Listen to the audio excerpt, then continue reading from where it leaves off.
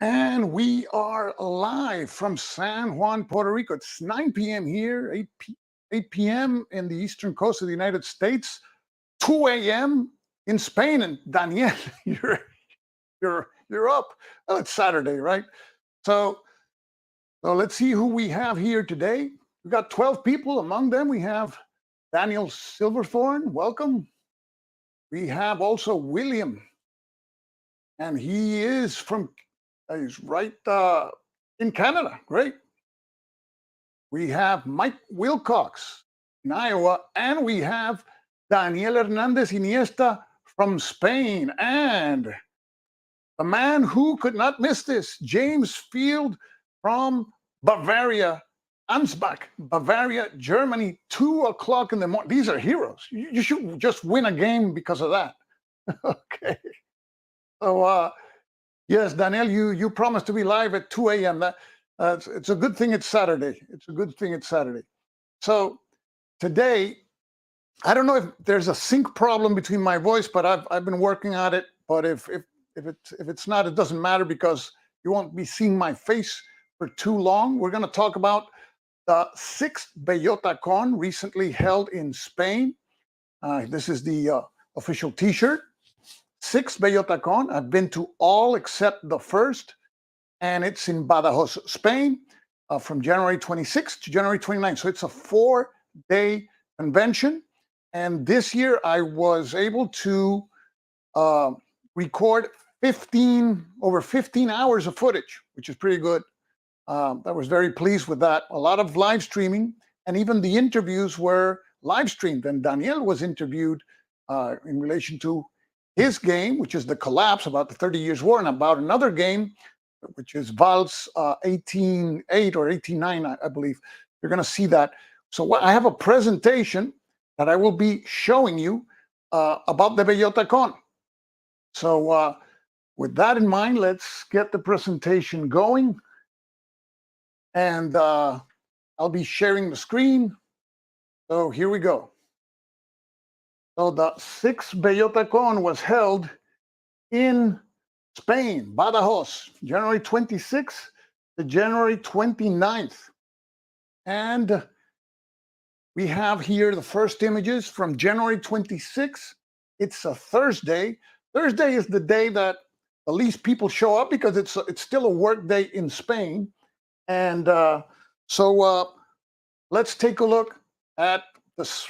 This is the arena. This is Pavilion A in Ifeba is the name. This is a facility of the municipality of Badajoz, and it's a huge facility. Pavilion A is the smallest one, 3,000 square meters. Pavilion B, which was not used, is 4,000. So here you see it in the morning when I arrived, and here you see the booth by Dracuideas. Dracuideas is a Spanish manufacturer of games, some war games. They also distribute games published by other publishers in the United States and other places. And here you see the man that was helping me, Francisco Javier Ruiz, at the left. I discovered during this convention that when you're recording live video, it's good to work as a team. And when you think about working as a team, the Stuka has a pilot and a gunner. So Francisco was my gunner. And it's good because you bounce off ideas between each other, and he helps you out like you got 4 set of eyes to see who can you interview, because this is live in a convention, so you got to look for your targets here. I was very happy that Francisco was able to help me out in this endeavor. So here you see the table in front. You see Florent, who is the chief there of Nuts Publishing. That's a French publishing company, and they're playing their Saigon 75 game, which looks pretty interesting. And also you have here Scott Moores in the blue shirt. He was helping Nuts Publishing with the games that they were testing and playing there. And the game that you see here is one that I saw last year about the Battle of Mosul, which is now Nineveh. And it looks really nice. It's a block game, and you choose victory conditions in this game. So you have the variability, obviously, of a block game, the uncertainty, and there's also cards to denote the abilities of each of the units. Very interesting design. This is one of those that I'm looking forward to getting my hands on. You see there Mosul. You can see Mosul there in that gray area. There is Mosul. So also we had we have here Asier Rojo and at left, and you see also David Gomez Reyoso, who you probably know because he's the designer of Crusade and Revolution. And I caught them playing a game that wasn't kind of a war game. It was like a fantasy war game or something. So they got caught and they immediately raised their hands. They tried to put up some excuses, and they even covered their heads. So that was funny. So we continued, and there's games, all kinds of games being played. One of them is this is Downfall of Empires by Do It Games, which is designed by Mr. Catala, who's the designer there. And we have also John Halley from Northern Ireland. Welcome. So Victor Catala is the designer. And we have also a game that is a classic that is played there. And you see my buddy Carlos Velázquez, who's one of the organizers there in red. This is that game about the Africa game here, Angola, which is very interesting. Always you see Angola being played at conventions. Then we have Abyss of Lament. This is a game that is coming up from Legion Wargames. And this is a game designed by Serge Betancourt, who I had a pleasure to meet at the convention. He gave me an explanation of the game. And the graphic artist is Niels Johansson, which you see there at the left. And you see that there's a lot of graphic design coming up from Niels Johansson. If you know David Thompson's Lancerat Ridge, that's Neil Johansson. And Neil is on all the games published by Snafu, which is a publisher in Barcelona that publishes folio games. Very interested. I've covered some of those games also. And thank you very much. E4 Airman is here. And we also have Steve O. Yes, I took these pictures actually from the video. So, because if you're live streaming, you can't take pictures, but you can later take pictures of the video. So this is Abyss of Lament. This is a tactical 7 Years' War. The Prussians against the Austrians here. It's an area movement, and the units are very large.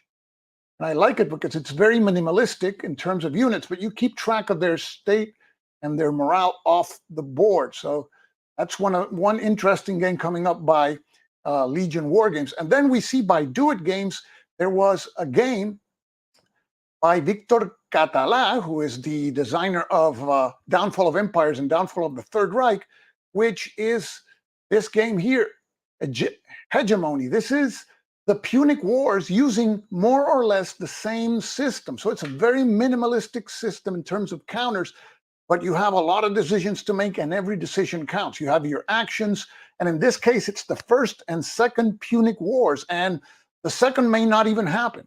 So it depends on what happens during the first. So here you see more people playing. This one is Downfall of Empires, which is the strategic World War I game. And we also saw at another table. Here you see Paco Ronco.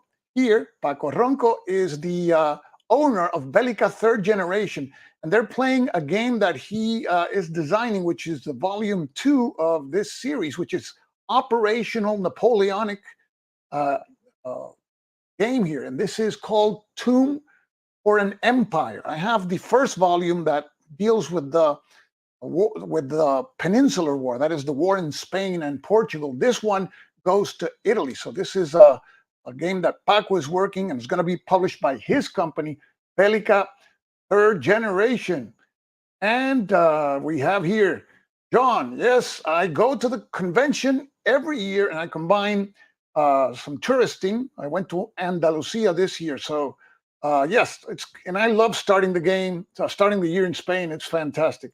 And we have Stephen. Thank you, Stephen. Greetings from Vancouver. Great. So continue here. Here we see von Manstein's Triumph, which was also designed by Paco Ronco, but not published by his company, but by NAC Wargames. And this is a block war game that uses cards also. So you have that two elements that provide uncertainty. It is a siege game, World War II. The Soviets can spring lots of surprises on the Germans. I covered this game in a preview video that I did. You can check it out.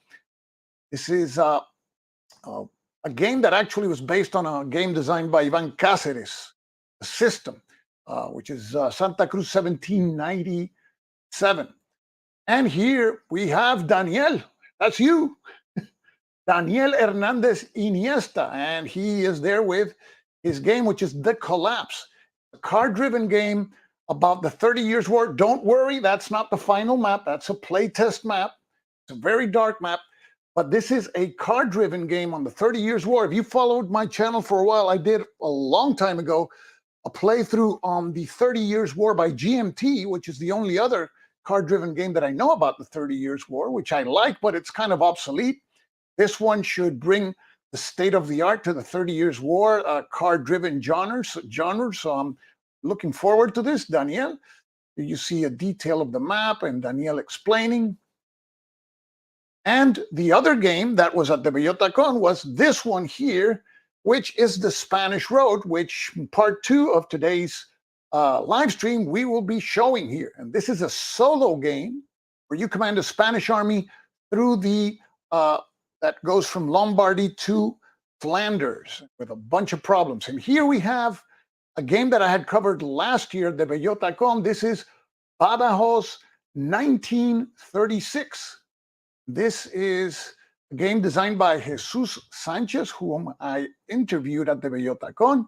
This is a hex and counter game. So when you think about European games, it's not all Euro mechanics. Here you have your classic hex and counter game on a campaign that was actually a walkover in history for the Spanish, for the nationalists, their route to Madrid. And Jesus has managed to make a very interesting game because you have a lot of uncertainty as to what troops you have, and you can count on if you're the Republican player. And this is the King of the North, El Rey en el Norte. This is the next game that NAC Wargames will be publishing. It is a block game in the tradition of Sekigahara.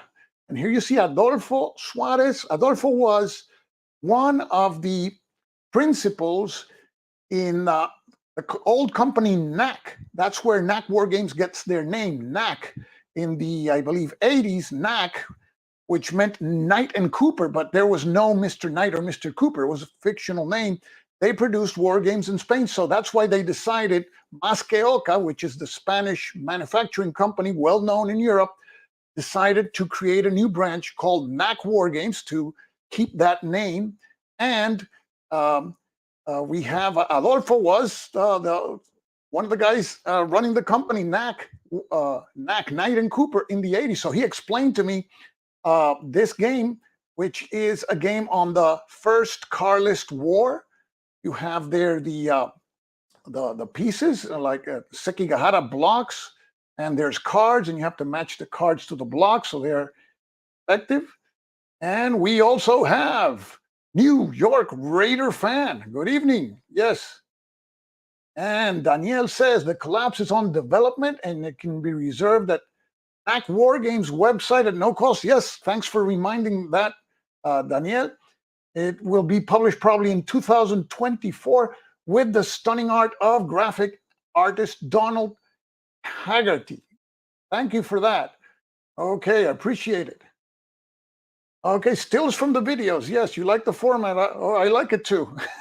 It took a while to put together, but it's I like it. I like it. So this we continue here, and thanks for the information, Daniel. Remember, NAC War Games has a P500. You can sign up at their website and support any of the games that you like, and the Collapse is one of them. Okay, so let's continue here. El Rey en el Norte, the King in the North. And here you see the pieces. It's a very beautiful map board and pieces. Here you have the box, and you have a bags where you take out blocks. If you've played Sekigahara, this is right up your alley. And then there was a table, which is this table, which had various games, which I took pictures and videos of. There was, at the time, there wasn't anybody explaining the games to me. But, for example, this one, El Rey Planeta, is the King Planet. This is Spain at the time of Daniel. If I screw up the king, let me know. I think it's Felipe IV, Philip IV, at the time of Philip IV.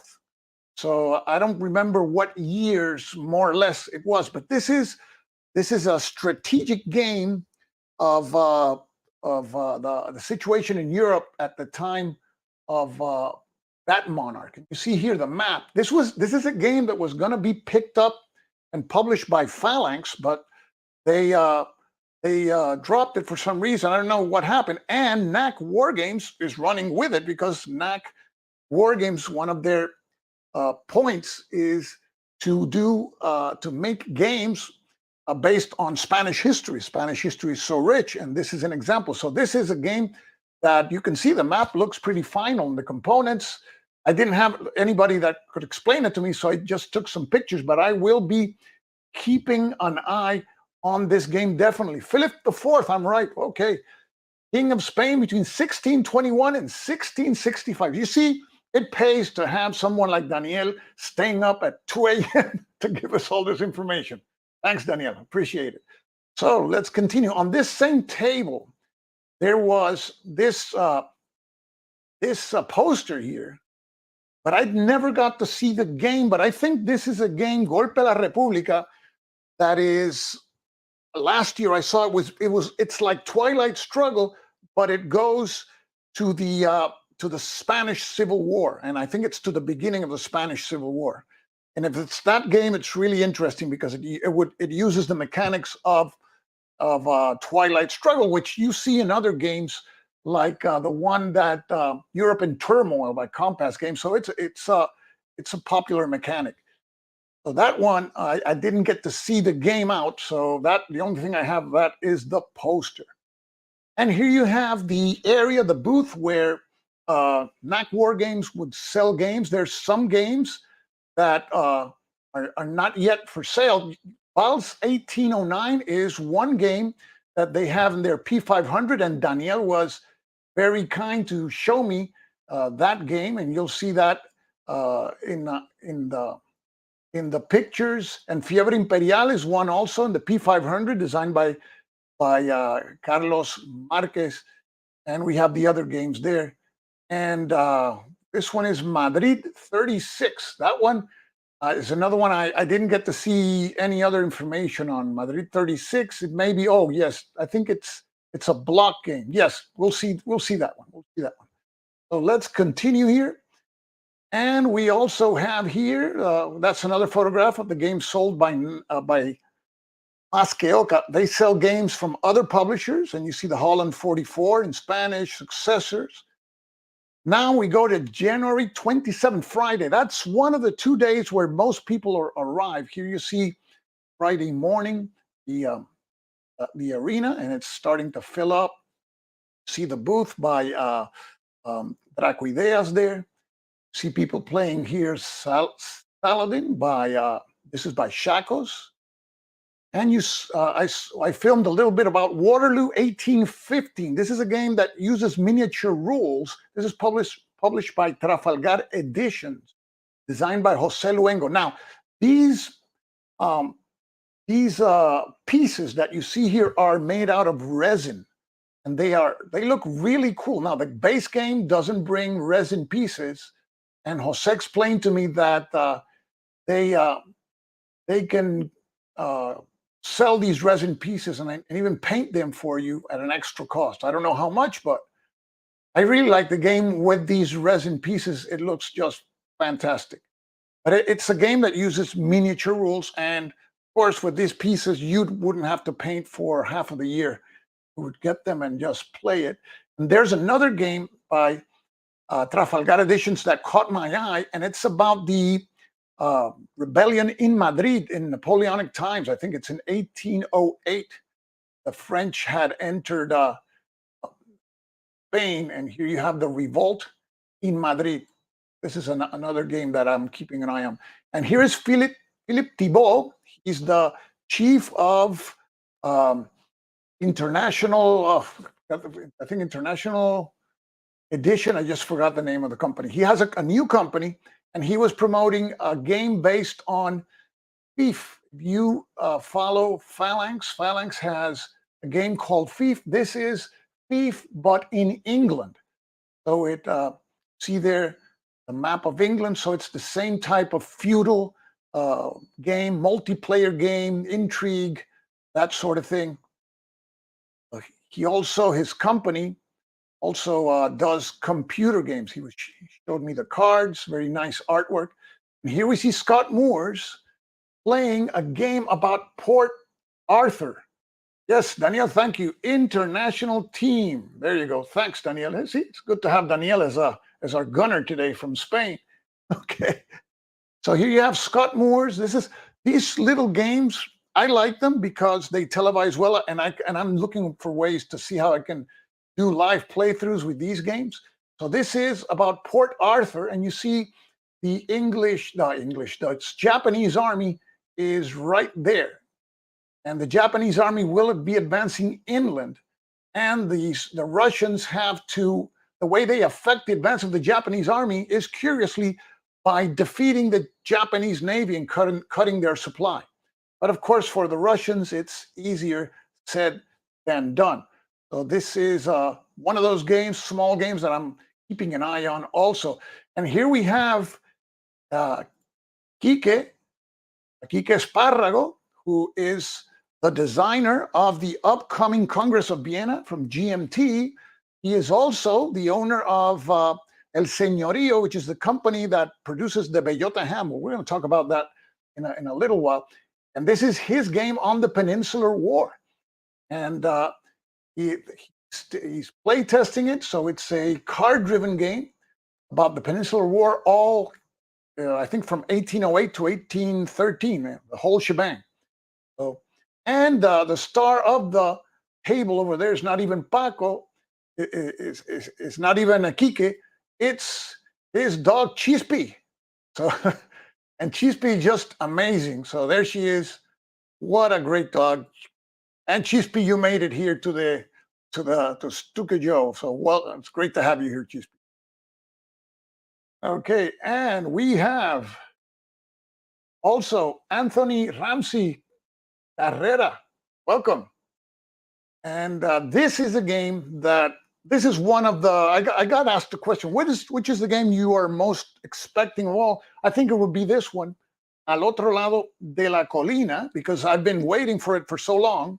Since 2019, I've seen this game at the Bellota Con. This is a game designed by Carlos Marquez, and there's an interview in one of those live streams, and the one for this year, for this day, January 27th. There he is, and he explains to me how the game is played. This is like you have the players each represent a branch of the German High Command, and they're trying to vie for positions for example, the commander of Army Group North in Russia or Army Group South, and you try to place your guy. And what it represents is this internal struggle within the German high command, which produced results like not always the best commander was in the best spot.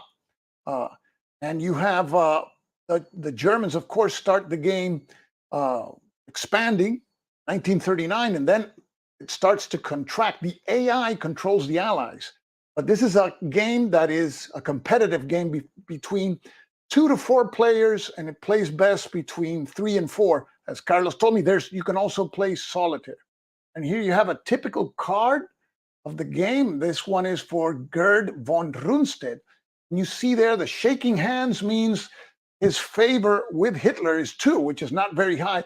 But the number on top, those oak leaves there, that 18 means his seniority. So he will get a position based on seniority. But if something happens that he loses a battle or something, he can be removed pretty easily because his favor with Hitler is low. And then you have the Iron Cross there that signifies that he belongs to a certain faction within the German military, which I don't remember right now. But that's one of the cards. And here you see a comparison between his card and another general here, Erwin von Witzleben. And if you remember, Witzleben was one of the conspirators. He was executed that when the bomb exploded over there at the Wolf's lair. And you can see his rating is 6 in seniority, which pales in comparison to von Rundstedt, but he doesn't have a lot of favor with Hitler. He actually, you see the Adolf and the symbol there, he's one of the people who is susceptible to being a plotter against Hitler. That's that card there. And we see here the booth that day. And that's Wargames booth. Then on that day, on the 27th, on Friday, we had the guys from Buka Simulations.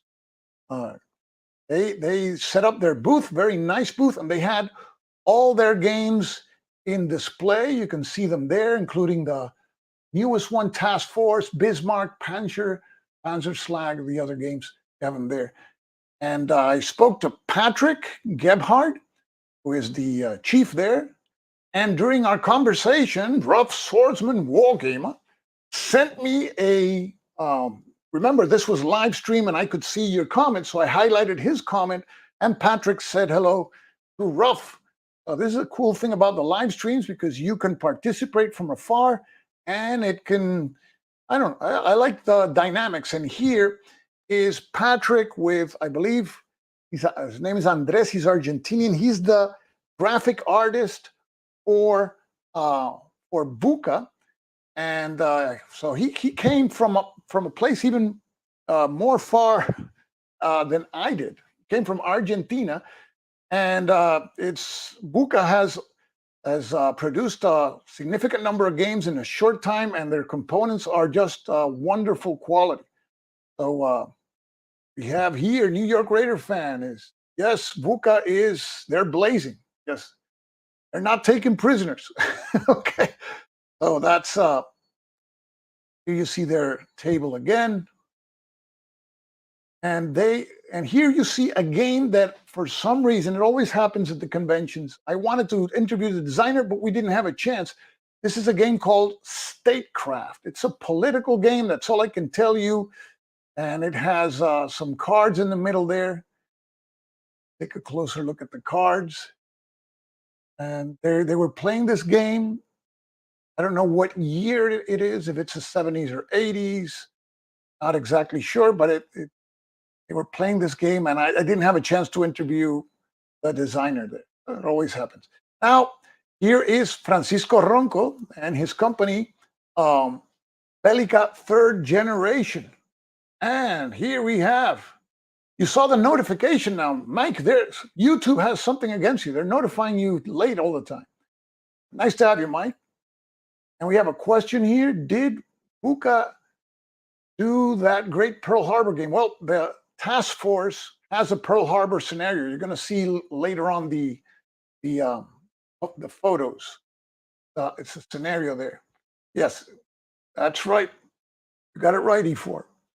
And so here we have Paco Ronco, and this is the area of Bellica third generation. And Bellica is going to publish another game about the first Carlist Wars.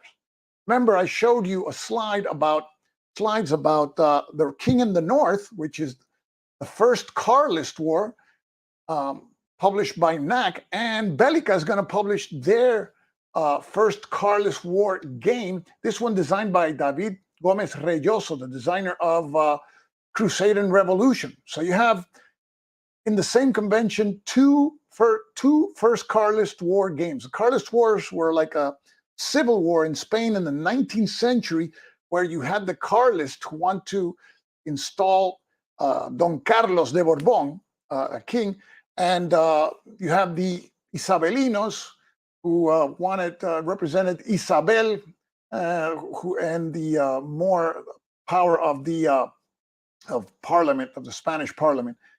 So here you have the cards. You're part of the game track. So this is a block game, and it also uses cards. Here we have a game designed by Carlos Marquez, which is in the P500 of NAC Wargames. This one's called Fiebre Imperial, New York Raider fan.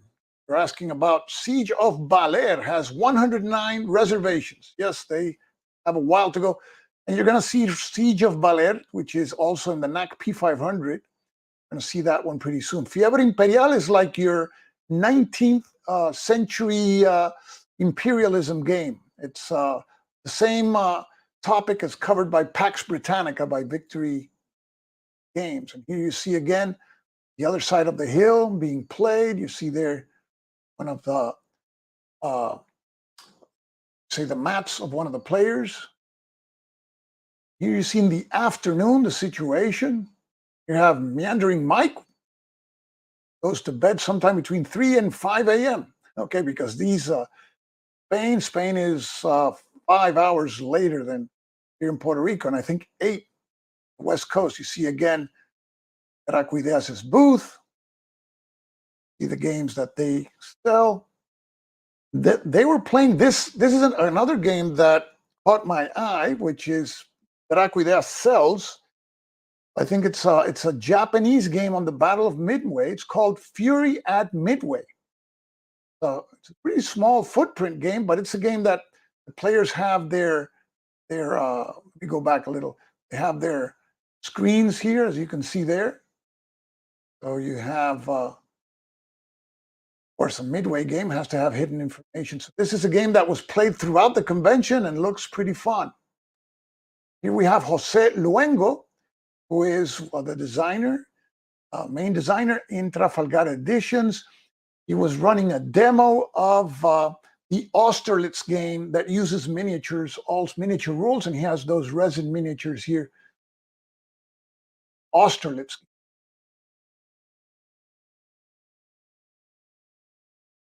That's the Austerlitz game. It uses these movement, what do you call it, arrow pieces for movement. So that a unit would, using 2 units of movement, would place those arrows like that up to less than 90 degrees. That's what I remember. You see a close-up of the resin minis, which is cool. And if you buy the game, this is what the game contains, which is cardboard pieces. I really prefer the resin pieces. If you're going to go for this system, you can do the resin pieces. I think it's worthwhile. And here we see another game by VUCA, which maybe you've never heard about, which was being played there. Traces of War. This is a World War II game. And this is a Hex Encounter World War II game, Soviet offensive in Ukraine in 1943. That's what this game is about. And you see people playing Successors. You see, like, there was like 2 or 3 tables. Successors is one of those games that a lot of people play. Here, these fellows were playing Paths of Glory. And then there was an 18-player monster session of Eastern and Western empires. If you grew up playing war games in the 80s, if you remember Avalon Hill's Civilization, this is what it's been turned into. And it was run by my good friend Sergio Alama, who is the chief organizer of the Bellota Con. He was running this tournament. There's 18 players, and you can see the map is huge. They're playing Eastern and Western empires. This is civilization, basically, as it has developed through the years. And you see the civilization cards. You see the, I don't know what you call those, the resource cards, the tiny ones. It's been a while since I haven't played, but here you see them. That's the old civilization, and this is what it's grown into. You have the whole session. I don't know if the 18 players are there, but there's a lot of players there. And you have the do it section. You have, again, the downfall of empires, downfall of the Third Reich. There's Arthur, who is the chief at the Do It Games. And this is the Madrid 36, if I'm not mistaken. This is, of course, it is a prototype, a block game about the assault on, I think it's Ciudad Universitaria, one part of Madrid during 1936. The nationalists were in a hurry to capture Madrid. They failed in 1936. So this is that game, and this is anything that Spanish Civil War I'm going to buy. So this is one that I'm very, very interested in. And Steve, we're interested in Legion's Abyss of Lament, but its pre-order numbers are low. Okay, so if you're interested in Abyss of Lament, go to Legion and sign up. Here we continue. Close-up view of, I think this is Madrid 36, one where we saw the poster a while ago. And here we see from Bellica Third Generation, they have a block game on the Peninsular War, Spanish War of Independence. This is in the Napoleonic. And this is great because it's a two-player game. And this was explained by Paco Ronco. I have an interview with Paco about this game, and it covers also the full war from 1808 to 1813. If you're familiar with Wellington from GMT, Wellington only covers, I think, from 1811 to 1814. And here you have Asedio al-Andalus. This is the, they call it the Game of Thrones. In the epoch of the Moors. This is the 11th century in Spain. And this game made the P500 in NAC, so they're going to publish it. Miguel Candelas is the designer, and I congratulated Miguel because he's been working at this game for the last 3 years. And here you see Asedio de Valer. Valer is a little town, a hamlet in the Philippines, and this is during the Spanish American War, 1898, and it's surrounded by Philippine guerrillas, and you have to pull these guys out, make it to their ships. And here you see the map. This is one of those tiny games where a lot happens. Very nice graphics. I like it a lot. Some cards, and there you, I think New York Raider fan likes this. And we had Chico Adler from Sao Paulo at that time. And here's a game that has to do with the Spanish tercios. And I was asked at the convention, are there any solitaire games? This is the other solitaire game here. We have, wait a second, we have here Somerandom Player from Indonesia. Welcome. And we also have William. I'd like to see you do some top 10 lists. William, I don't do top 10 lists because, believe me, I like the Bee Gees. You're not going to like it.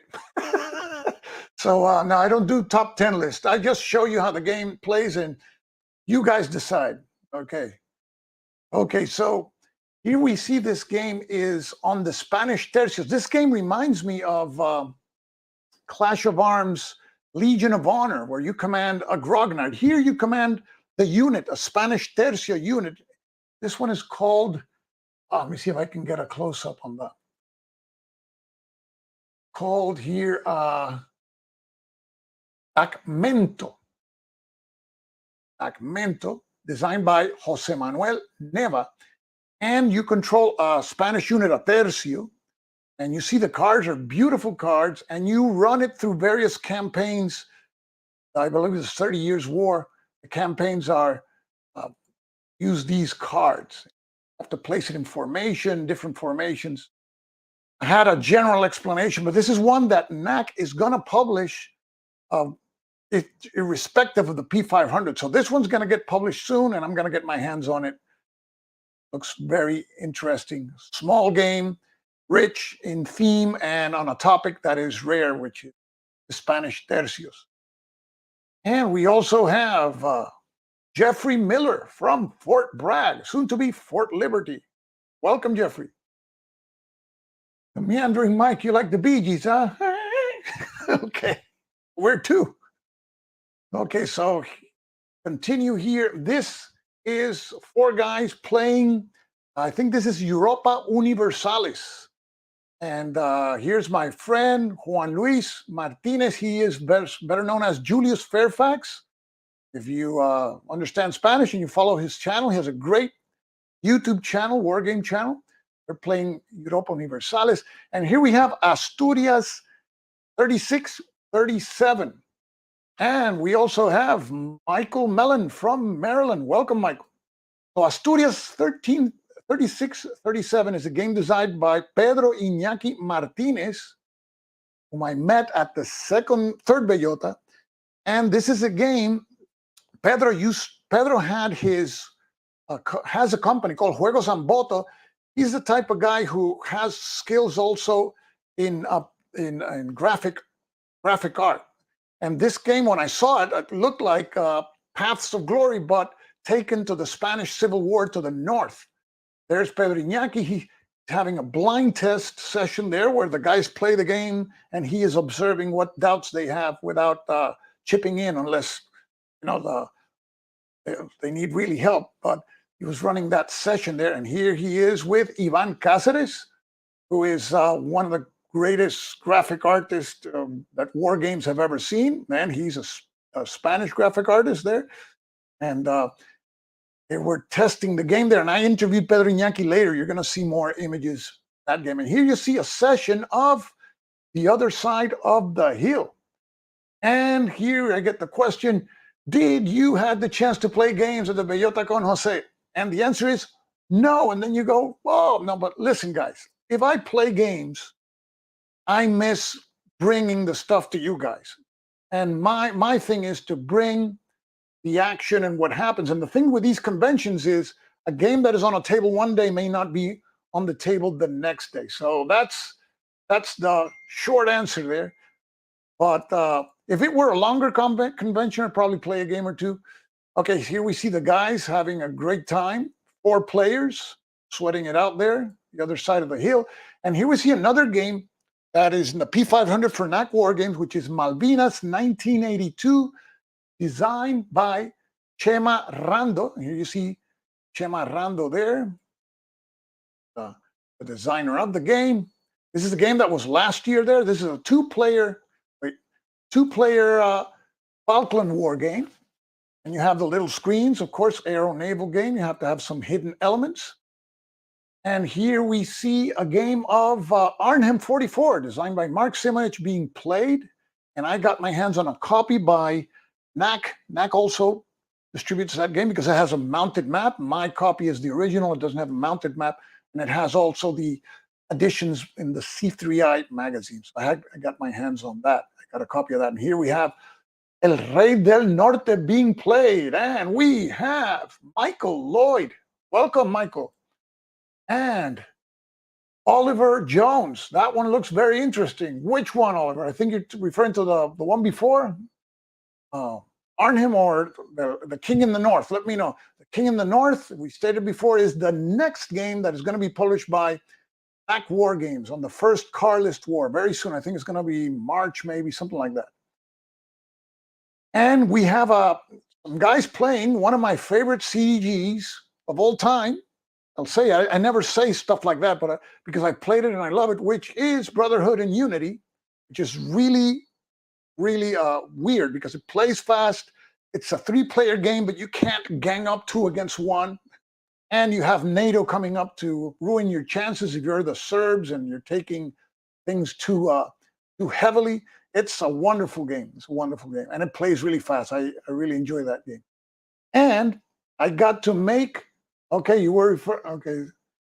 Brotherhood and Unity is a great game. That's right. Okay, so John likes the Falklands. Okay, and Oliver, that's the one you were referring to, Falklands. Yeah, I always have space in my collection for Stalingrad games, Crete games, and Falkland War games. Yeah, that's basically it. And here we have an interview I did with Victor Català about hegemony, which is the Punic Wars, using the system that he uses in the, I think, in the downfall system. You can check that out, my channel. And it was really fun because I was using two cameras. I was using a camera that is a smart cam on Victor. So if I moved the whole rig, the camera would stay on him, and I would cover with the other camera, which has a fluid head. I would cover the map. So I had a lot. I love to do these interviews. They're just a lot of fun, and they're live, so I don't have to edit anything. So this is pretty cool. So here you see the map. That is hegemony. That is obviously under development. It'll take a little while. This is from Do It Games, and it's a card game also.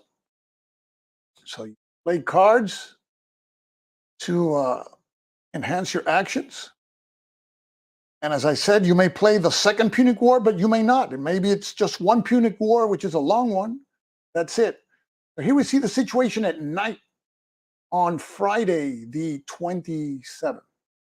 And at that time, I had a chat with Luis Hernandez. Luis Hernandez is the chief of Dracoideas, and he showed me a game that he designed called Onus. Onus Trajanus is coming out now, and Onus Pack has been published before. And this is a tactical ancient warfare game that uses miniature rules but uses cards. And here you have the cards laid out on a mat, which can be any type of mat that simulates terrain. And there's cards to activate your units. There's leaders. There's also a module that brings terrain and their campaigns. Here you have the Punic War campaigns there. And this is a typical unit there of we can take of legionnaires, so we can take a closer look. Spacing is important, and the direction, and you have the ratings there for close combat, which is the gladius, the range combat, which would be the pilum. You have their defense rating, morale rating. Then there's also leaders, like the one you see here.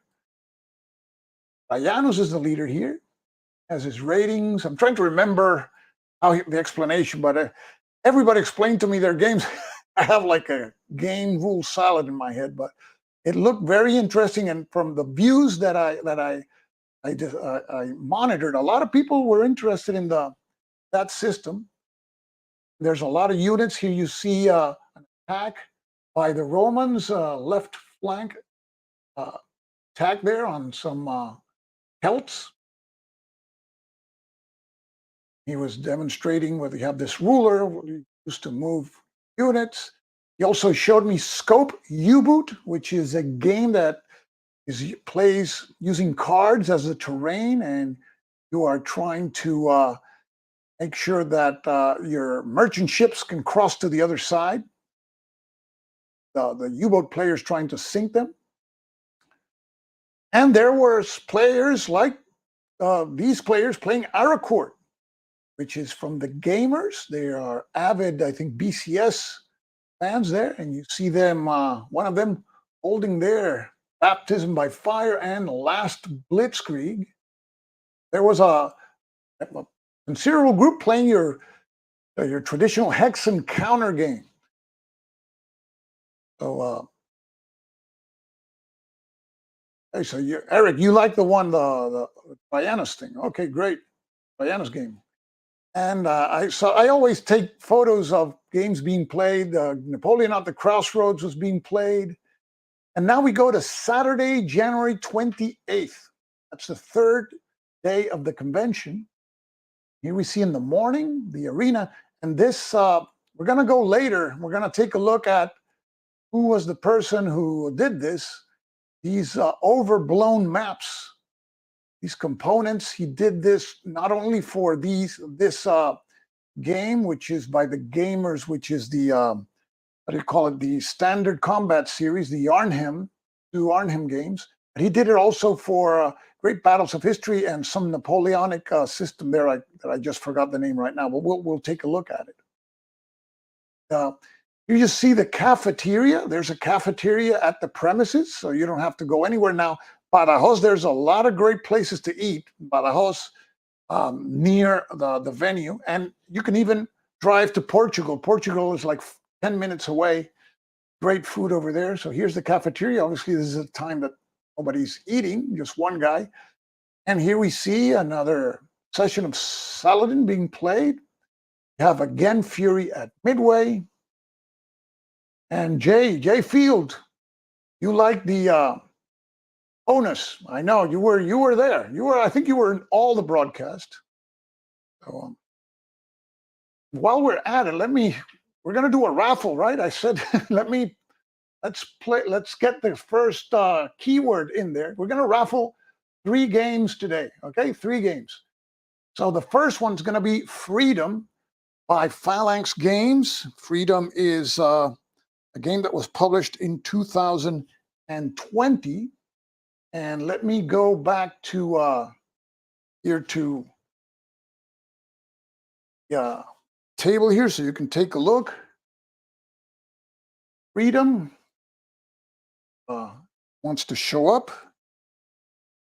Doesn't want to show up for some reason. Okay, but Freedom is the first game. Okay. See if I can get in here. Just a second, guys. So the keyword is, oh, I know what it is. The keyword is, there it is. Hashtag freedom. Hashtag freedom. And so that's going to be the first giveaway. So I have to announce the call it the keywords. Remember, hashtag freedom. We'll be, after we finish with the slide presentation, we'll be giving out this game. It's a game designed by Vangelis Bagiartakis. He's a Greek designer. And we'll see the back of the box here. It's a siege game. I love siege games. And here you see it uses some blocks for strength. And of course, I'm not going to remove the shrink wrap because it's a new game. And it's the Turks surrounding Messalongi during the Greek War of Independence. Freedom. So that's by Phalanx Games, published in 2020. Participate, hashtag freedom. So let's continue with our presentation here. So here we see people playing 300, which is by distributed by Dracuideas, a small game, Greeks against Persians. Very interesting game, well received also. And let's continue here. We see, second. Just a second, guys. Okay.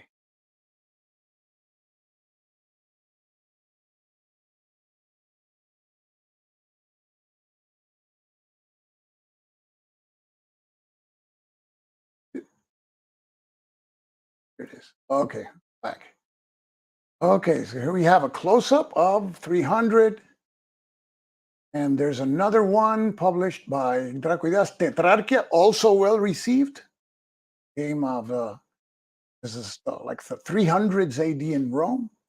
Rome's being attacked by a bunch of people. And here we have a game that I purchased before coming to the Bellota. It's called Asalto a Madrid. Assault on Madrid, and it was previously published by Battles Magazine, but this time the Santa Cruz brothers, who they lead Headquarter Games, they made a new version with improved graphics, and I picked it up because this is the Assault on Madrid 1936 Area Impulse game. This is one of those Spanish Civil War games that always catches my eye.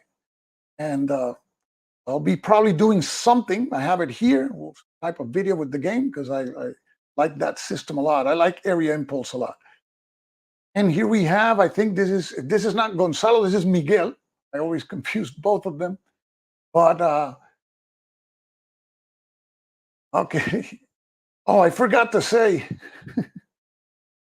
Yes, Jay, I forgot to put the rules for the giveaways. I can only ship to the United States, guys. So I should have said that before, shouldn't I? Okay.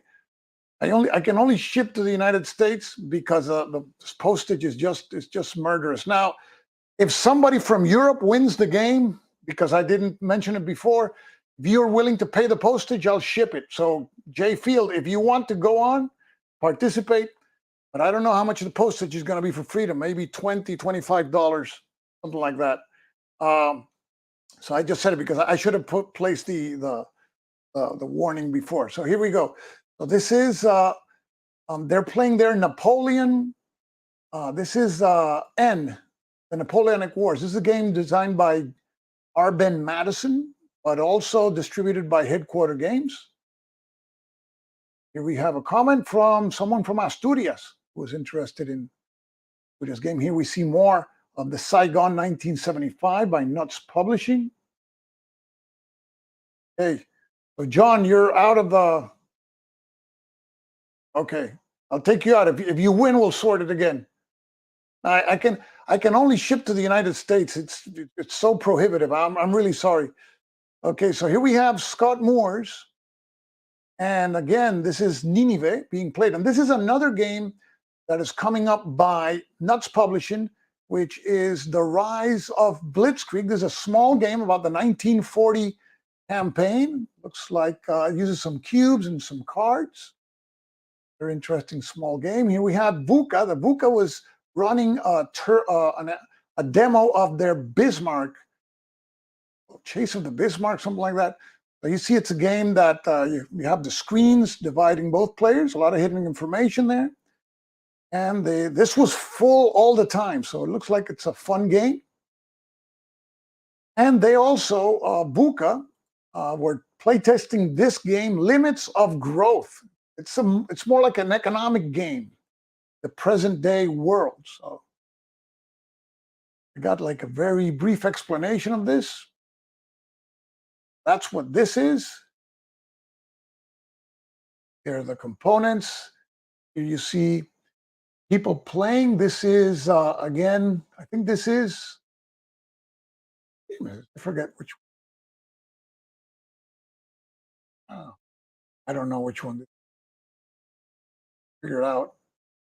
Any of you guys know? Oh, this is the Twilight Struggle follow-up, which is in the France versus England. What do you call that one? That's well, I haven't played it. You can tell I haven't played it yet. So that's what name will come to me. There you go. And here you have a game of this is Plans and Colors, Napoleonics being played, and you have a young wargamer there. And here we have Acierro on the left playing Hannibal. And the situation they were telling me was that they had Hannibal was adjacent to Rome, and that can always be a problem. So there he was showing it to me. So that's a pretty bad situation for the Romans. And Michael, yes, you got it. Imperial Struggle, and Daniel also. Imperial Struggle was the game. Okay. Daniel, I'll take you out also. Okay, no problem. I can't take you guys out. If you win, I'll do this the raffle again. Okay. So here you have a game. This is Great Campaigns of the American Civil War. Here you have a game of the Fire in the Lake. You have a 6-player game. I think this is Here I Stand. Is this? You have Great Battles of History. This is the Secession Wars. Like that. I don't know what game that is. This is one of Compass's games. This one particular one is a pragmatic war. That's a pragmatic war, card-driven game. And here we see España 20 by Len being played by Victory Point Games. You have a game of Waterloo by Colombia. They're resolving a battle there. And here we have Mediterranean Empires, and they were playing, I think, the eastern side of the board. Here we have the Pearl Harbor scenario of Task Force.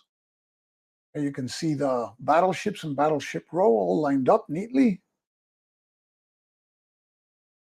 I was very impressed with the components and the scenarios. You have aircraft, you have air to sea battles, you have surface battles, and you have Pearl Harbor. And here you have that game that I was talking to you about being played, but I didn't have a chance, Statecraft, to interview the designer, fortunately. Here we have the, this is called Napoleon's Iberian Ulcer, the game by Bellica Third Generation being play tested. Here we have Daniel, that's your game. That is the collapse of their game being played. This one, the photo didn't come out too well. Sorry about that.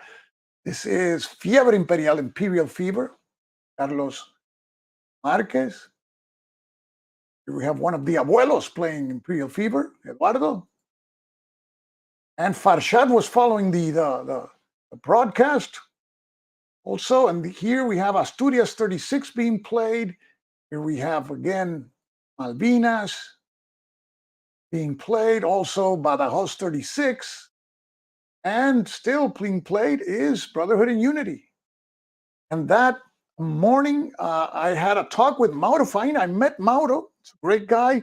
He's an Italian wargamer. Also, he's an organizer of, I think, a convention over there at, I think it's in San Marino. He has his hoodie. They have their uniforms there. So we talked and chatted for a while there. And it was great for Mauro. It was his first time at the Bellota Con. We had a great time with him. And here we have an interview I did with Jesus Sanchez, the designer of Badajoz 1936. There's Jesus, explaining here the map. You have the different units. You have the nationalists in blue, the Republicans in brown. And here was a part that I really enjoyed because I had Francisco Javier, like my wingman or gunner. We were at the balcony. There's a balcony that overlooks Pavilion A, so we had a chance to chat from there. Francisco Javier is very knowledgeable about the war games and the state of the art in Spain. And yes, and this is important, the collapse will be published by NAC Wargames in Spanish and English. NAC Wargames always publishes in Spanish and in English. That's good detail. So here's some pictures we took from the balcony, very nice. There you see Andres Roman is the guy with all those enlarged components there and the machine gun. See the maps there. See the game of the other side of the hill being played there. Very nice view from the balcony. The internet was pretty good all of the days except Sunday. We had a little problem with the internet, but minor. So you have a comment by Leonard that he doesn't know Spanish, but he's still watching the convention. And that night we had the Bellota ham. This is the only convention I know that you stop playing games and you eat one of the best delicacies that you can find, which is Bellota ham. This is ham raised with acorns, which is typical in Extremadura. It's a main industry here. And I had to walk all the way to the back of the arena there. When you have the people, I arrived actually late. I missed what they were saying, but here you see Quique Esparrago and Sergio addressing the crowd. Next year I'll place a microphone so you can hear what they're saying. I don't know what they said. I was struggling with the camera to get close. And they had not one, but two people cutting ham. And here you have the ham, just fantastic.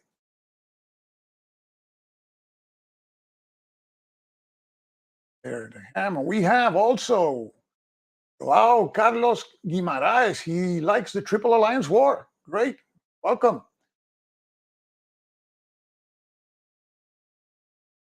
Here we see ham. We're having a great time. There was also wine. No, there was beer. There was no wine. Here we have a group of wargamers, El Club Batallador of Zaragoza. They had their first convention this year in Zaragoza. I believe it was sometime in the summer, or no, not sure where it was, when it was, but they had 200 attendees. And there we have Philippe again. Philippe is publishing a version of this game, which is Britannia. See there, it's a well-known game about the conquest of Britain. This is a previous version, and there is one of the knack games of the 80s that I was talking to you about, the Spanish Civil War, La Guerra Civil Española. I actually have this game. It was really a state of the art for Spanish wargaming, has advanced a lot. Here we have Pedro Iñaki playing Crusade and Revolution. And here you have Francisco Javier. He was helping me out with the microphone. And Pedro Iñaki, that's when we agreed with Pedro Iñaki to do the interview the next day. Sunday, January 29th. We go to the last day of the Bellota Con. You see the situation in the morning. Yes, the food is amazing.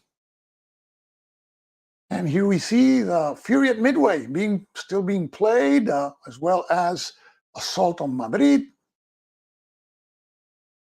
And here we see this one is Nineveh, which was played all along through the convention. Here we see a group of fellas playing. What is this? This is Silver Bayonet, designed by Gene Billingsley, playing that. And here we have two players playing Ambon, which is the first game published by Snafu. Snafu is a publisher of folio games that come in a bag. Very high quality production, artwork by Niels Johansson, and I have all their games. I always purchase their games. I like them very much. I've done videos on Santander 37 and also Equatorial Clash. We see a group of players playing Abyss of Lament there with Serge Betancourt. We have Statecraft. I didn't get to review the designer. You have the cards there. And we have the Do It section. We have here again Hegemony. And here we have David Gomez Reyoso. He's the designer of Crusade and Revolution, explaining his game, which is called Una Guerra. Wait, you're going to have to help me again. Oh, boy. I went blank again. Oh, boy. I gotta remember. I remember here. Just a second, I'll let you know. Una guerra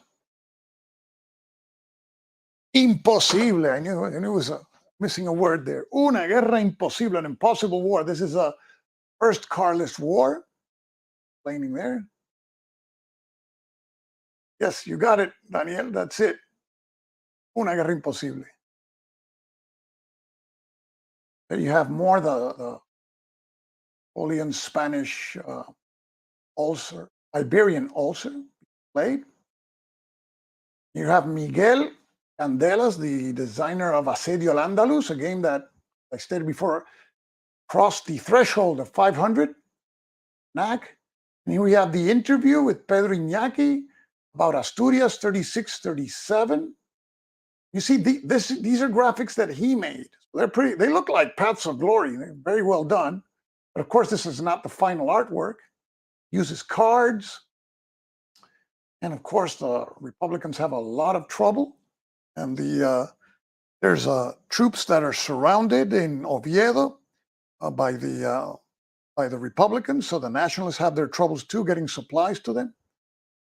And a game that looks great, definitely. Yes, I'll be taking a look at that. Here we have Vals 1809 with Daniel. Daniel was kind enough to show me this game. This is a game designed by another designer. Daniel, can you tell us who the designer is? Because I forgot to put it here in the notes. Here is Daniel. It's a game that uses, I think, the system more or less of W1815. So you use these blocks and place them in spaces to denote the status of the units and their positions. Uses cards, and also it uses little off-map mats to denote the strength of the units. Okay, so here we have Vals 1809, a game similar to W1815 system, designed by Mark Aliaga and will be published by NAC Wargames this year. 20 minutes to play. Great. Thanks for the information. Napoleonic battle that happened in Spain.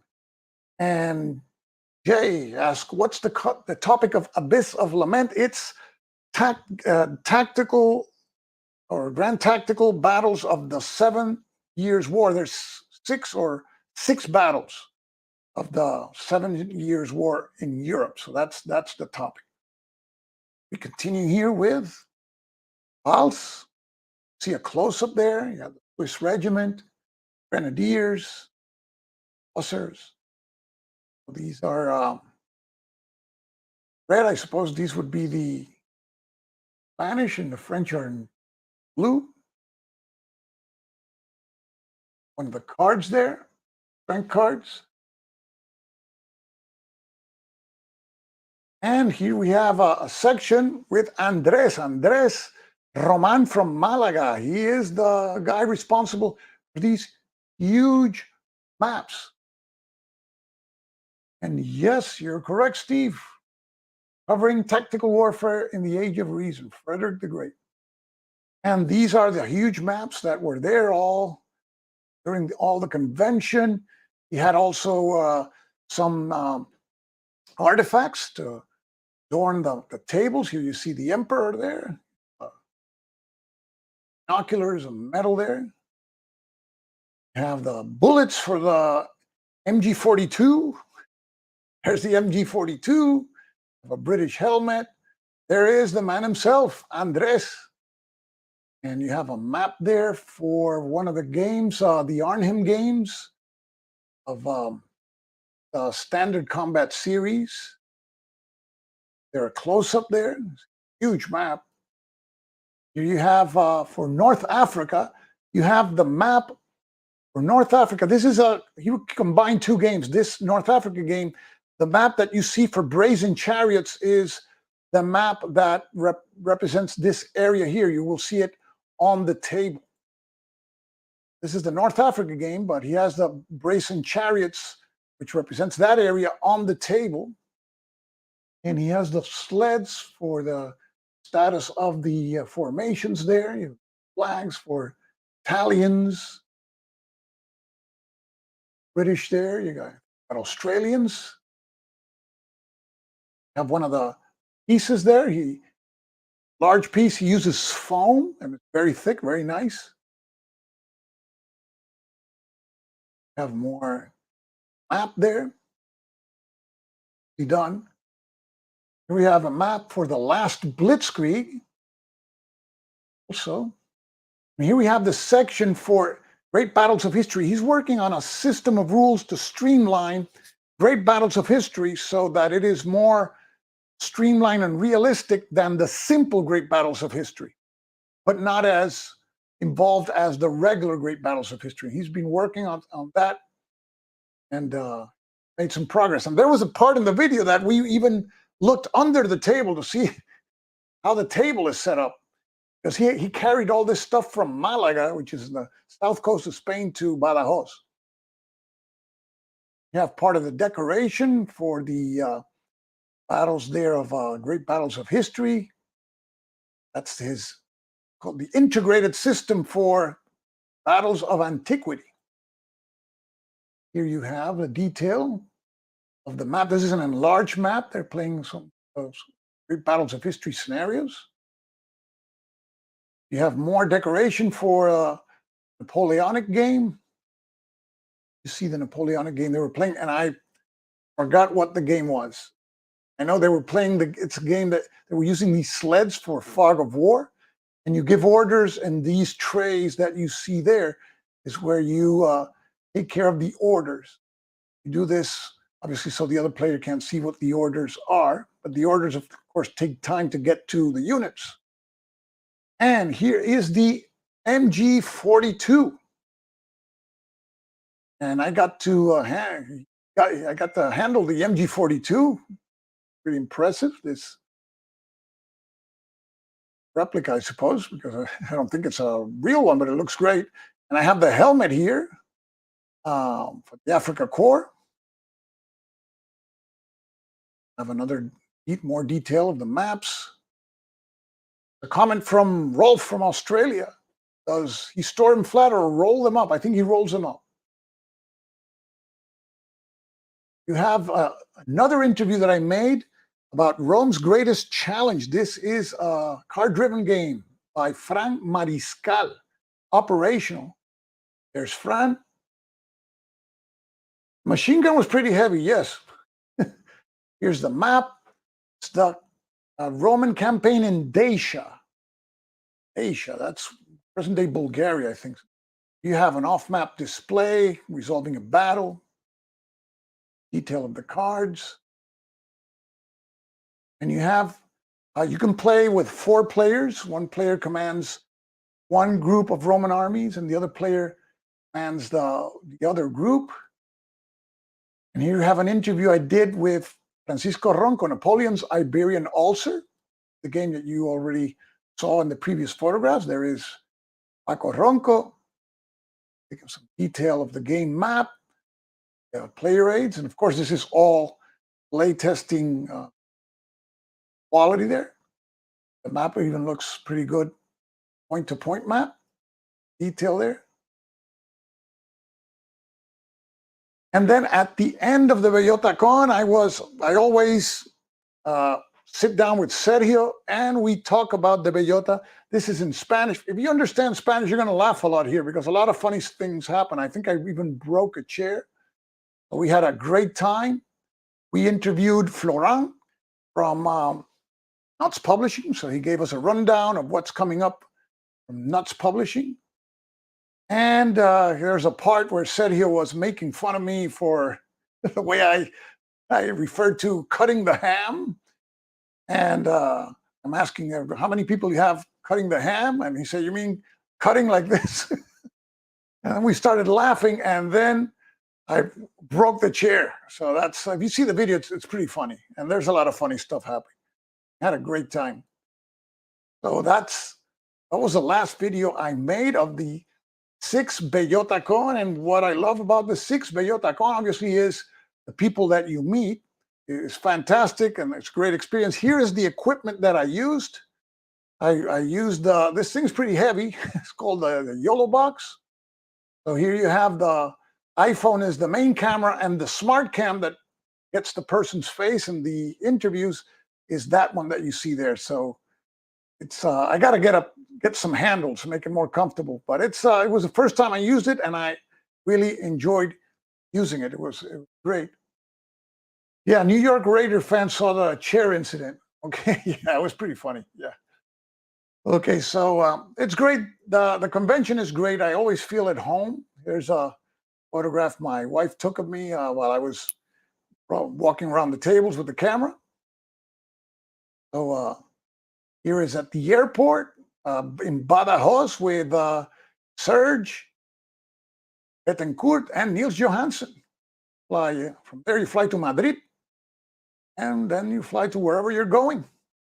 You can't take a train from Madrid to Badajoz, at least the trains, there's no fast train yet. Hopefully one day there will be. Here is when I arrived at Madrid before going to the Bellota Con, there was a bunch of wargamers, and we were all aboard on the plane that went from Madrid to Badajoz. And here's a fellow wargamer saying hello. And here are some more wargamers. We have these two fellows here. This is El Sudista. He has the Stuka Joe cap. He plays Civil War games. He always plays the South. That's why he's known as El Sudista. He's from Sevilla, and he always plays against this other fellow here, and he always is the player that is the North. So you got North and South, and they play a lot of Civil War games. Big fans of the channel, so they got their caps. These are the caps that I gave them last year, so that was something. They brought them to the convention, so great to see them. This is I mean, I feel really at home, and we're at the airport waiting for the plane from Badajoz to Madrid, and we're with a fellow wargamer here who we met at the airport. He's from how do you call it, I think Oviedo. Oh, no, not Oviedo. He's from the oh boy, I forgot the region. It's I forgot the region. I'm sorry about that. And Marisol, my wife there, so it'll come to me. So and these are my two buddies that I always see, Sergio, and we got Mr. Carlos Velasquez. These guys just make me feel at home. This is the reason I keep on coming every year to the Bellota Con. So, and now remember, it's from Galicia. Ricky from Galicia. See, I remember now. Okay, Ricky was getting on board a train. The plane. So that is the Bellota Con in a nutshell, 26th to 29th of January. And I had a wonderful time. Now we're going to go to the raffle. So let's see if I can get the giveaway tool here in screen. You guys. So let's get in a second here. Let's share the screen.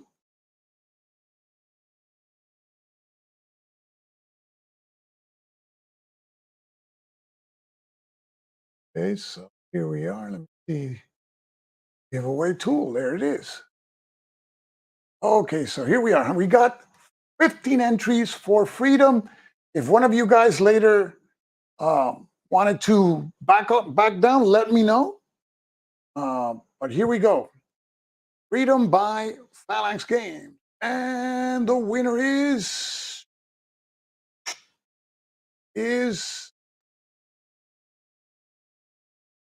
Jeffrey Miller. Jeffrey, you're in the States, right? Jeffrey always is impressed by the Spanish war game culture. You're in the States, Jeffrey, so I think you are. So, yep, he's in the States, so congratulations. Freedom is on your way. We have our first winner of the night. And now we're going to go to the next topic of order, which here we have freedom. So going over to Jeffrey. Oh, let's get it out of the table right now.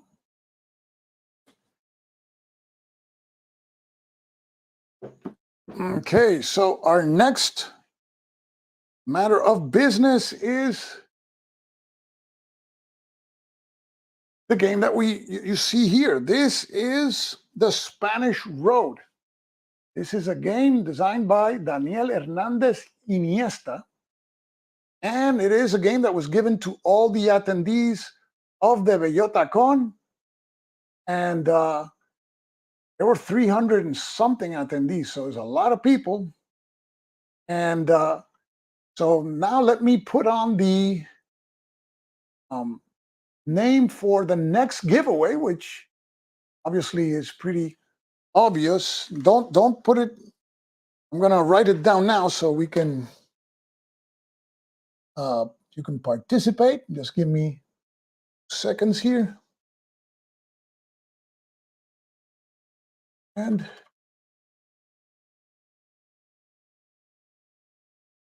okay. So the next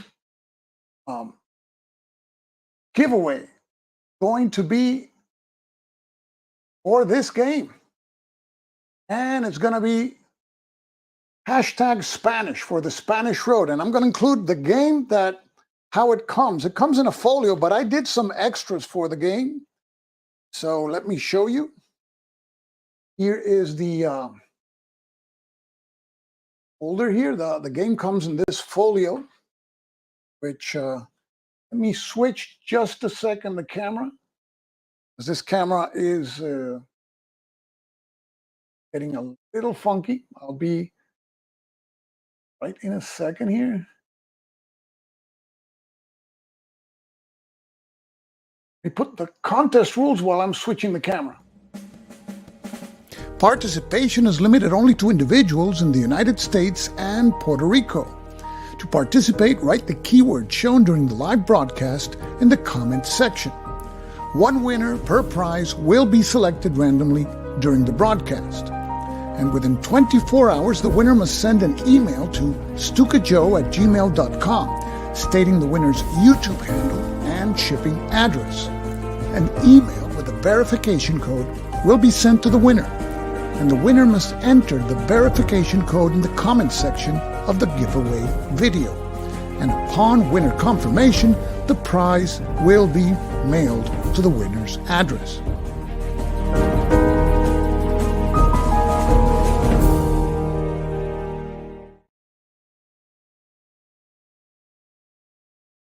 Okay, so here we have the Spanish Road. Let me, white balance is a little off or something. There you go. So here we have it. This is the way the game comes in this folio here. So when you open it, you have the map and you have the counters. You have to cut them. And I mean, you can play it like that, but people like to mount them on something. That's what I did. I took this game and I made copies of the counters. And I'll be giving away a copy just like this. You have, for example, here, the enemy armies. And those armies are the top 5 are the ones that start on the map. So these are the 5 armies that start on the map. And when 2 of these armies move to the same space, or one of these armies moves to another army space, then you substitute both of them and you put this coaligado, this coalition army, and you see the number of dots is the strength of the army. This is 7, so they become pretty powerful. Now, the Spanish have their army, and it can be commanded by one of these 3 commanders. And you have, for example, I think in order of skill, you would have Spinola. And you see that there's a dot. That means Spinola adds 1 to the strength of the Spanish army in combat. And the 1 in the castle is his siege, not siege, his attack on the castle rating, asalto, what do you call it? When you attack a fort, that's the rating that you use. You add 1 also. And you have the Duke of Alba, which has 2 added to the strength of the Spanish army. And then you have Fernando. This is the Cardinal Infante. And Cardinal Infante has a 1 added, the dot in combat, a 1 when assaulting a fortification. And then there is this 1 in a black circle, which means that the Spanish army has an additional momentum point. And momentum points are signified by this marker. Let's say that we are going to go with Fernando, Cardenal Infante. So we place him here in the starting spot, which is Lombardy. Place him there. And because he gives the Spanish an additional point for momentum, and what momentum does is it gives you basically another turn. You can move again. So instead of having the momentum marker start here at 3 because you have Cardinal Infante, you start here at 4. Now in the game you have to move the Spanish army from Lombardy there through these spaces, and it has to reach Flanders before you run out of time, before you run out of turns. So that is easier said than done. And Daniel states here that the game is based on The Collapse, which covers the full 30 Years' War, and it will be published by NAC Wargames, but it includes the Spanish road impact and its logistical challenges. So the armies are randomly placed on the map. And the way that happens is that we consult here, for example, which is going to be the empty area where no army is going to be placed, and then we place the army in the other areas. So let's say we roll 1d6, right? Let's roll 1d6. And the roll is a 5. So the empty area is going to be Württemberg. Okay? So Württemberg here is going to be empty. So I'm just to make sure that it is empty, I'm going to place this blank marker there. And now what we do is we take the other armies that you see here and we place them face down and we mix them, right? We mix them like this. We place them in these spaces that the other spaces in the table. Those are these spaces that you see there here, which are Alsace, Baden, Lorraine, Savoy, and Lower Palatinate, because Württemberg is empty. So we place one, for example, here in the Lower Palatinate. We place one in Alsace, place one in Baden, face down. We place one here in Lorraine, and the remaining army goes in Savoy. It's not good for us because Savoy is down here right next to Lombardy. We place there, the armies are face down. And now what we do is we flip up all of the armies to see where they start.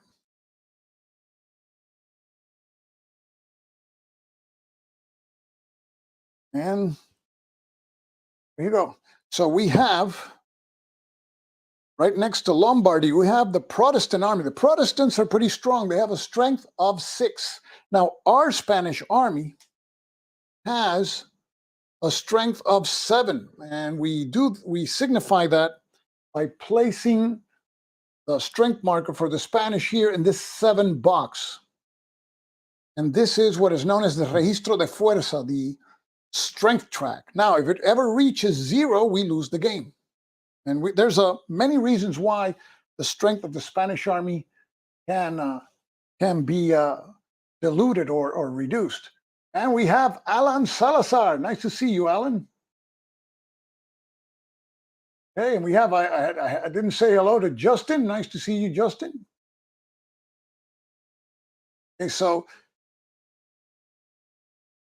we have to move and get there, but we can set our difficulty level. So there's a difficulty level hard, medium, or easy. So if we want to play the easy, we place the turn marker there. So we're going to have 14 turns to reach Flanders, or we can place medium or medium difficulty or hard difficulty. I'll just place it there in the medium difficulty.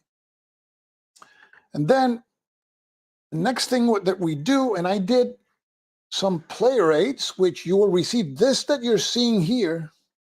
Let me zoom out. The game comes with Spanish rules and there are English rules, but I took the liberty of making these player aids.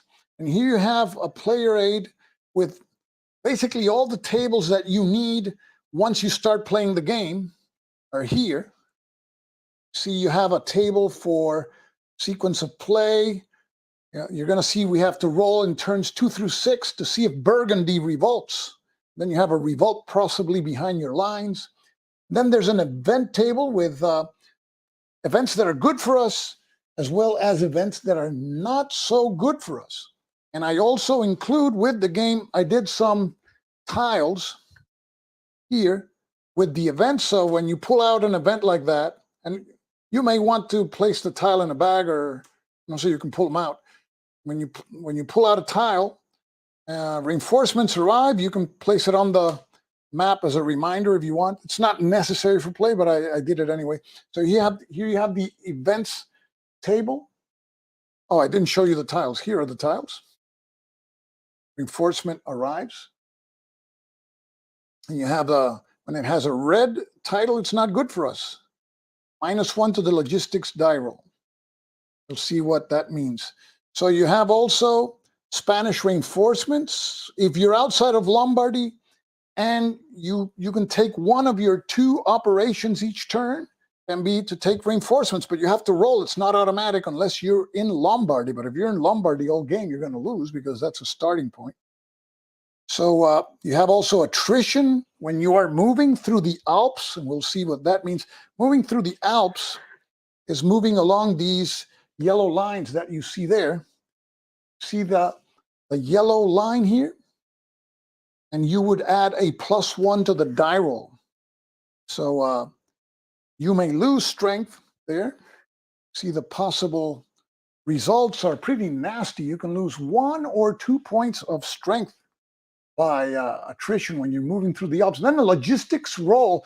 If you have not reduced the fortress in a space, then if you're moving out of the space, let's say you're moving out of Savoy. Let's say that you are in Savoy here. You haven't reduced the fortress and you haven't constructed a Spanish path there. Then you have to roll on the logistics table, and you have to reduce the die roll by the number there, by 2. So look at the possible results are that 2 or less, there's no move. So and you lose one of your 2 operations in that turn. So the movement is not automatic in this game. Then that's one of the play rates that I made. The other play rate is the one that you see here, and it has more or less the situation for victory at the end of the game. If you reach, I'm sorry, here is the situation, the victory point schedule. You get victory points for each level of Spanish army strength at the end of the game, for each Spanish road marker that you place in the game. And this is also, you roll to see if you place one of these. This helps your supply situation. There's 6 markers there. And depending on how many Spanish road markers you have, you receive more strength points. 1 for each battle or siege that you win. Then there's penalties. Lose 2 for each enemy army still on the map, and -4 for each coalition army on the map. And then here you have the levels of victory if you win, because you may lose. If you never reach Flanders and you're out of time, you lost. But here is the victory levels if you win. So it's stated there. And then we have up here, we have the table to try to place one of those Spanish road markers. You have to roll also there. And there are places where it's harder, like in the Swiss Confederation and these other places that you see there. So if we start the game, the first thing that we do during the game is the diplomacy phase. That's the first phase of the game. You roll on the Burgundy loyalty table. This is only during turns 2 through 6. So this will be the first turn. You don't roll there. So, but look at the table here. The table can have a revolt in Burgundy. And then the revolt only can happen once, and that blocks Burgundy for that turn. But if you happen to be in Burgundy, you have to, and you want to continue playing the turn, you have to roll a die, and then you may lose 1 strength point of your army. Now, what does happen in the first phase is the events. We roll for events. So let's roll for one event here. And the roll is A2. France interferes with the Spanish. Apply a -1 die roll modifier to the logistical roll on this turn. So that's not good for us. So I did this this one here as a reminder. -1 logistical roll if moving into Lorraine, Alsace, or Savoy. So what I'll do is I'll just place this marker here. Okay. And the next thing that we do is we conduct operations. The general rule is that we have 2 operations per turn. So let's see what we can do. Let's say we have our army here. We could move into Savoy, and we would have a battle with that Protestant army. That's 7 strong. Do we want to start, or do we a battle, or do we want to move through the Alps? We can't move to Tyrol. There's no line directly there. So we will move, and we'll have to risk attrition. We will move from Lombardy to the Swiss Confederation, and because we're moving along that yellow path, we have to roll on the attrition table. So here is the attrition table, and we add the value, which is a 1. We have a chance of reducing our strength with a high roll. Let's see, roll 1d6, and 1 + 1, 2, no effect. Boy, we started well. So that is our first operation. And we are here in the Swiss Confederation. Now, if we keep on advancing, we can't keep on advancing. If we want to advance now, we would have to either assault that fortress or lay siege to it and bypass it. But to lay siege on the fortress, you have to subtract the strength of the fortress from the Spanish army. So currently, our strength is at 7. So if we want to continue moving, we would have to reduce it by 2. So we would be at 5, and we would have to roll anyway. And there's a 1 there. That small 1 is the effect on the logistics. So it's not automatic. We may not be able to move. You guys want to live dangerously? Let's do that. Let's lay siege. So we signify that by moving onto the symbol there, onto the castle symbol, and we deduct 2. Later we can ask for, this is very risky, Daniel, I know. But I just want to show the people the move, possible move. So our strength is now 5. And now what we will do is, I think by laying siege, that was our second operation. So let me see. I don't think we can do another operation. Let's see, operations. We can take reinforcements, move. We already moved. And we did siege warfare. Now we could use the tercio momentum, which is this here. We could spend 1 momentum here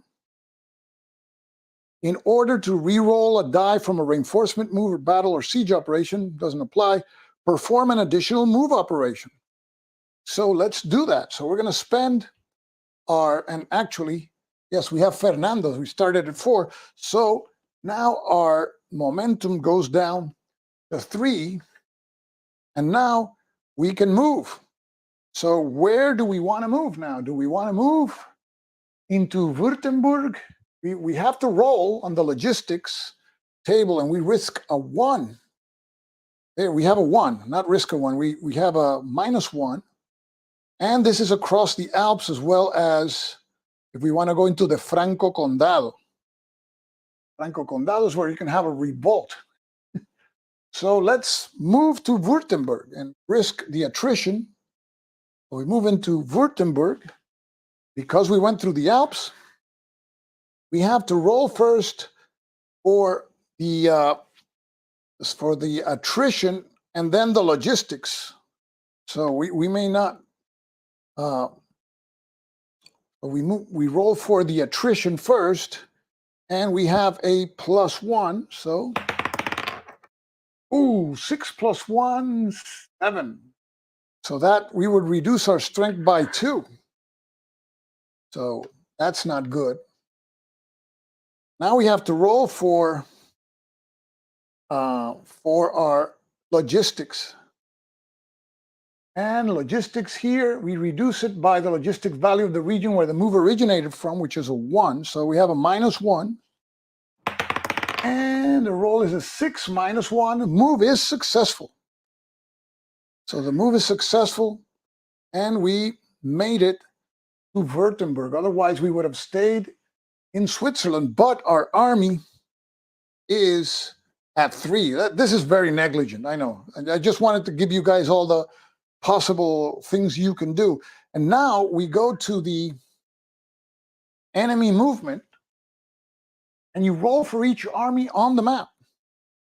And you choose the order of the roll. So here we see the armies on the map. Let's start rolling first for the army of Savoy. You see that if it rolls a 1 through 5, it's going to move to the Franco Condado. If it rolls a 6, it moves here to the Swiss Confederation. So let's roll 1d6. And the roll is a 6. So it moves to the Swiss Confederation. So they are tailing us there. They are following us.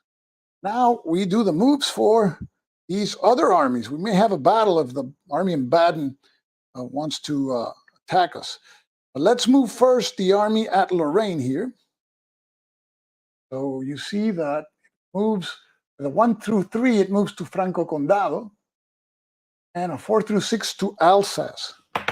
So the roll is a 1. So it moves to Barranco Condado, out in our path. Now let's roll for the army at Baden now, which is the one that's just next to us. So if it attacks us in a weaker state, I suppose, that if it adds itself to the Alsace army. So let's roll 1d6, and the roll is a 3. So 3, it moves into Württemberg, so we have a battle. So we're going to see how battles are. Doctor, we're going to lose this battle. So let's see. So now what you do is you take into consideration the strength of the armies. The strength of the Protestant army is the number of dots, 6. And battles are considered simultaneous. Our strength is the strength of the Spanish army, which is 3, plus the strength plus Fernando is a 4. So we roll 4 dice. But remember that we can use the momento de tercio to re-roll the dice. And that means roll one of the dice, re-roll the dice for the move, battle, or siege operation, keeping the best result of the initial die roll or re-roll. So we re-roll 1 die. Okay. So let's see how that happens. In battles, actually, you got to score for a hit to be caused. For us to cause a hit on the opposing army, 5s and 6s score hits, but in pairs. So 2 5s are 1 hit, 2 6s are 1 hit, and a 5 and a 6 is 1 hit. So pairs of 5s and 6s. So here we go. So it is simultaneous. Let's roll first for the Protestants. 6 dice, and they hit on 5s and 6s. Here we go. And you have just 1 6, no hit. So if we get 1 hit, we defeat the Protestants. We only need 1 hit to defeat the Protestants. And we roll 4 dice, because it's 3 for the strength of the army plus 1 for Cardinal Infante, for Fernando. So here we go. But we need a 5 and a 6 or a 6. There we go. And we have a 5 and a 6. So we scored 1 hit. And the Protestants didn't score any. We win the battle. So the Protestant army is eliminated. This is a huge victory for the negligent Cardinal Infante, the brazen. How dare you do something negligent with the lives of your men. Here you go. So that was great. Now we have to continue moving.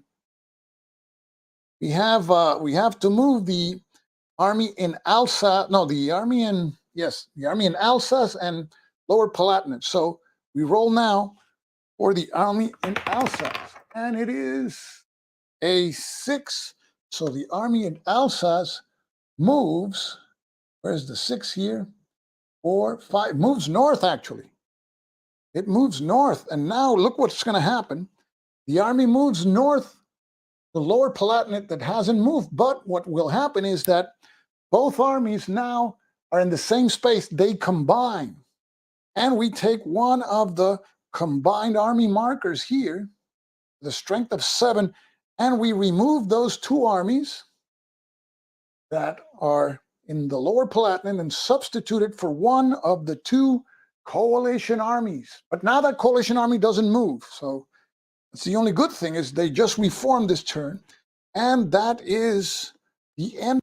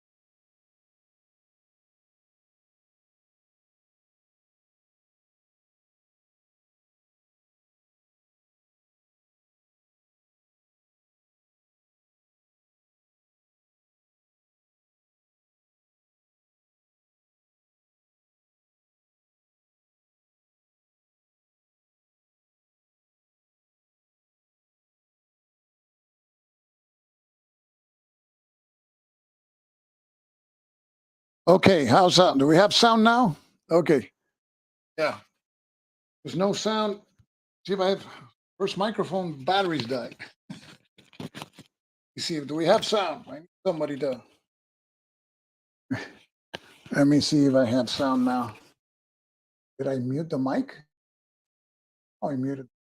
Sound now. Great. Okay, so this one has some battery. So here we go. So we got 16 entries for Spanish Road. And here we go, guys. And the winner of the Spanish Road is Justin Penwith. Justin Penwith is the winner. And as stated before with Jeff, send me an email at stukajoe@gmail.com with your YouTube handle to make sure that it is this Justin Penwith and not somebody pretending to be Justin Penwith. And the same with Jeff. So congratulations, Justin. It is great. So that's El Camino Español going over your way. And we're going to do the third raffle. So let me just a second here. Put in the information. I hope that the Spanish way, I have more copies. I have one. I think I had like 4 copies. So in the next 3 live streams, I will always be.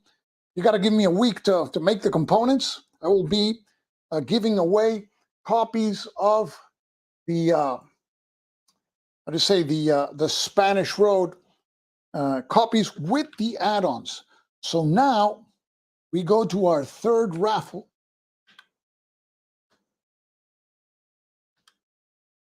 Let me just place the keyword, get it ready. Let me go to the banner here, and the 3rd raffle is for The Dark Summer by GMT. So this is a game designed by none other than Ted Racer, one of my favorite designers. And this one I'm not going to place it standing up because the box is, do you see the box? It's in shrink wrap. D-Day and the Battle for Normandy. Hey, you have to participate. Hashtag dark, the Dark Summer. This is Normandy 1 map, which is great. June 6th to August 21st. You have here the back of the box with the map, the counters. This is a chit pull system that he originated from the Dark Valley. So this is GMT 2021. Head Racer, The Dark Summer. It's going to fall. I don't want to give out a game with a dented corner. So that's The Dark Summer there. So if you have the game, I always tell people, if you have the game and it's in good condition, let somebody else get it, right? So I'm going to wait a little while, give you an update on what we're going to do with the channel soon. Let's go to that camera and see if that camera will work. Okay, here we are. So I'm awaiting some games that they're going to send me. I'm going to some review copies. I'm not going to tell you the games. Let's not kill the mystery, but there's games that I'm interested in. Usually 99% of the time, if you see me do a video on a game, it's because I'm interested in it. So these are games that I'm interested in. And the new format that I want to do is when I receive a game, I'm going to do a live unboxing and I'm not going to announce it. But it usually is maybe during the week, 8 o'clock, 9 o'clock. 9 o'clock here is 7 o'clock Eastern, more or less. It's unannounced. And then I'll do another video on the game. I like to do live unboxings because I want to see your reaction when a game is open. And you guys are pretty frank, when you like stuff and when you don't like stuff. So you'll be seeing more live, unannounced unboxings. Of course, you're going to see more of these bomb runs we'll be doing. The goal is eventually to do them once a week, and I want to do something in Spanish, also live for my Spanish subscribers in Spain. There's a big chunk is in Spain. So I'm thinking about something that I can do live, very similar to this, but in Spanish, and it would be like in the afternoon, maybe a Saturday in the afternoon. I did this one on Saturday because the Super Bowl is tomorrow, and they called me from the NFL. They say, Joe, can you move it to Saturday? We don't want to lose tickets. No, the Super Bowl is tomorrow, so nobody was going to watch this. So I'll be doing those. And so I've given you enough time to enter. If you want to get the dark, let me see here. We got some comments. You will not. Hey, Alan, you've won before. Don't disqualify. Do you have the game? If you have it, don't participate. But if you don't, come on, man. Participate. Okay, so we have Justin. Okay, and you're welcome, Eric. You have Alan. Oh, yeah, Alan, you can catch the program in Spanish too. That would be great. Dark Summer is a good game. That is correct.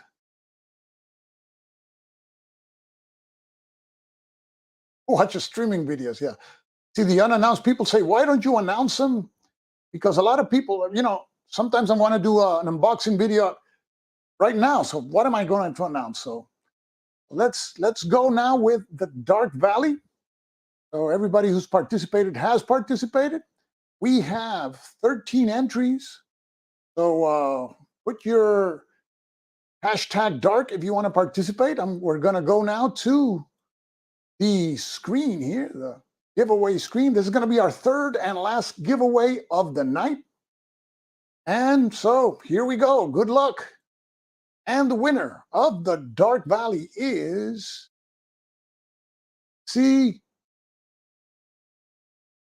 it's Oliver Jones.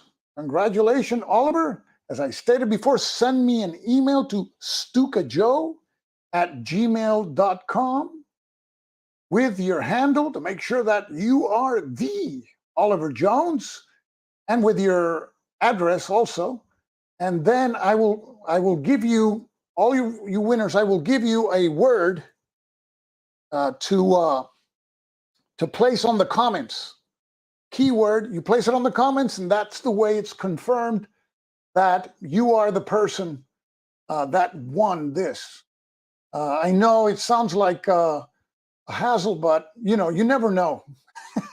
And I don't want to send the game to the wrong person. So you see here in just a second, here's my email address, stukajoe@gmail.com. Send me an email with your handle. It's going to say, for example, I'm Oliver Jones. This is my address, and I'm going to respond. Oliver, write the following word on the comments. As soon as you write the word, the game is going over to you. Of course, the game is going to go over on Monday because post office is closed tomorrow. So that is all she wrote. We've been for 2 hours. Thought it was going to take less, but it took a lot of time. But I had a great time showing you the slides of the 6 Bellota Con. I really enjoy doing conventions. Really fun. I like the dynamics. I like the look at the games when they're born, they're developed, and then you see them being published. So I'm looking forward to go to the Bellota Con, and whatever convention I go next, I think I'm going to recruit a gunner. When you think about the Stuka as a gunner, somebody that can walk with me. We can exchange conversations and pick some targets that we want to interview or we want to film. So I've had a great time. And of course, you can rewatch if you missed it. This is a great thing about YouTube. So I want to thank each and every one of you for tuning in. This is the first live bomb run of the year. And I had a great time. And so I want to congratulate the winners. And as I always say, this is Stuka Joe signing off for now. Thanks for watching, guys. Take care.